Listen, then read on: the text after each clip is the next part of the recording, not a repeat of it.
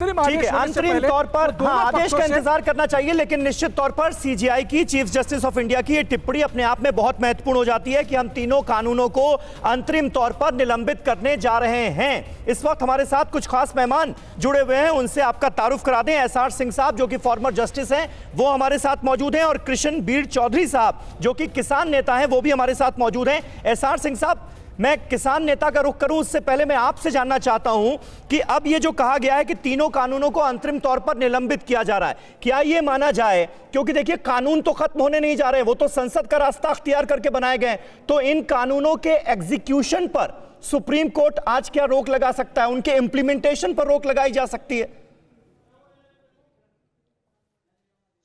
जहां तक इम्प्लीमेंटेशन का सवाल है, तो सुप्रीम कोर्ट परिस्थितियों को देखते हुए इम्प्लीमेंटेशन रोक सकती है। लेकिन जहां तक कानून रद्द करने के सवाल है, तो कानून रद्द करने का प्रश्न तो दो ही कंडीशंस में होता है।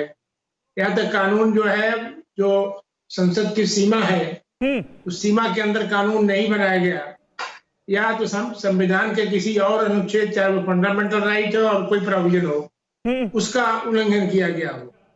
तो जब तक इस दोनों चीजों को सुप्रीम कोर्ट नहीं तय करती, तब तक तो कानून रद्द नहीं हो सकता। दूसरी बात यह है कि जहां तक इम्प्लीमेंटेशन है, जैसा कि मीडिया से जाहिर हो रहा है, किसान लोग आंदोलित हैं, कुछ आत्महत्या कर रहे हैं, कुछ कर रहे हैं जी। समझौता के तौर पर रास्ता निकालने के लिए सुप्रीम कोर्ट ये इम्प्लीमेंटेशन, उसका कार्यान्वयन फिलहाल के लिए स्थगित कर सकता है। इसमें कोई असंवैधानिकता नहीं होगी, ये मेरा मानना है। तो फिलहाल के लिए स्थगित कर सकता है, यानी फिलहाल के लिए इन तीनों केंद्रीय कृषि कानूनों को होल्ड कर दिया जाए, ये मुमकिन है। मनीष के पास अपडेट आ रही है, मनीष बोलिए। मैं आपको एक और बहुत ही चौंकाने वाली जानकारी दे दूं कि आज की सुनवाई के दौरान किसान संगठनों की तरफ से पेश होने वाले जो सीनियर वकील थे, जो कल पेश हुए थे, प्रशांत भूषण, दुष्यंत दवे और एचएस फुल्का, वो आज मौजूद नहीं है। चीफ जस्टिस ने पूछा कि वो वकील कहाँ है, वो सीनियर वकील कहाँ है। अब मैं आपको बताऊं कि मेरी जो अपनी कोर्ट की रिपोर्टिंग का अनुभव है, मुझे ऐसा लगता है कि इन चारों सीनियर वकील को किसान संगठनों की तरफ से ऐसा कुछ ठोस आश्वासन नहीं मिल रहा होगा जिसकी वजह से कि वो सुप्रीम कोर्ट के सामने उनका पक्ष रखते समय कोई स्टैंड ले सके। देखिए, किसान संगठनों ने कहा कि हम सुप्रीम कोर्ट की बनाई हुई कमेटी में नहीं जाना चाहते हैं।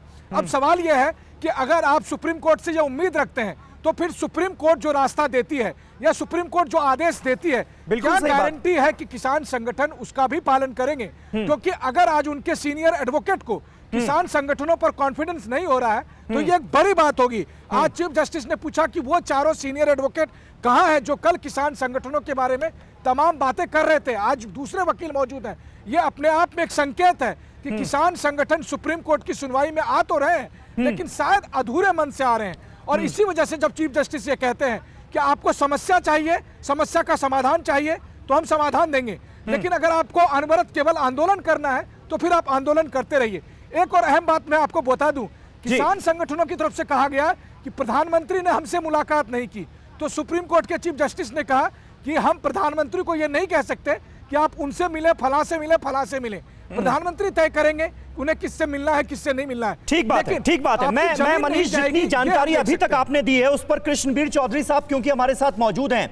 चौधरी साहब, आप ये बताइए कि अगर सुप्रीम कोर्ट, जो कि आगे बढ़कर यहां तक कह रहा है कि हम तीनों कानूनों को अंतरिम तौर पर निलंबित करने जा रहे हैं, ये सीजीआई की आज की टिप्पणी है, उसके बावजूद भी अगर देश की सर्वोच्च अदालत एक कमेटी बना रही है ताकि किसानों के इस मसले का हल निकाला जा सके, तो उस कमेटी में भी शामिल होने के लिए तैयार नहीं है किसान, ये क्या बात हुई?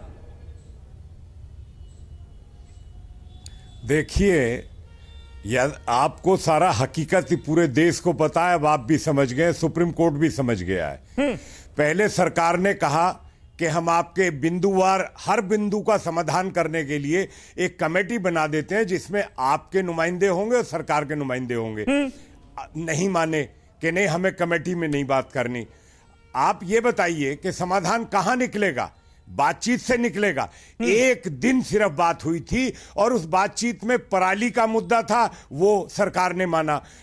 जो बिजली के सब्सिडी का मुद्दा कहा गया, वो सरकार ने माना। ट्रैक्टर का मुद्दा कहा गया, सरकार ने मना। लेकिन एजेंडा तो कहीं से और ताकतों ने सेट किया है ना, ये इतना छोटा एजेंडा नहीं है। अब समझ जाएगा देश भी कि किसानों के नाम पर किस तरीके का खेल इस देश में शुरू करवाया गया है।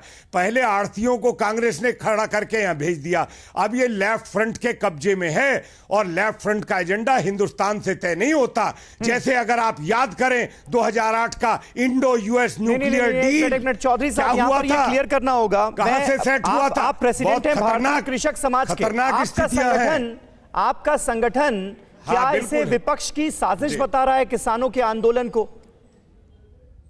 और आप नहीं चाहते कि तीनों केंद्रीय कृषि कानून वापस हो? देखिए, ये क्लियर कर दीजिए ना, ताकि हमारे जो दर्शक, जो किसान इस प्रोग्राम को देख रहे हो, वो भी क्लियर हो जाए।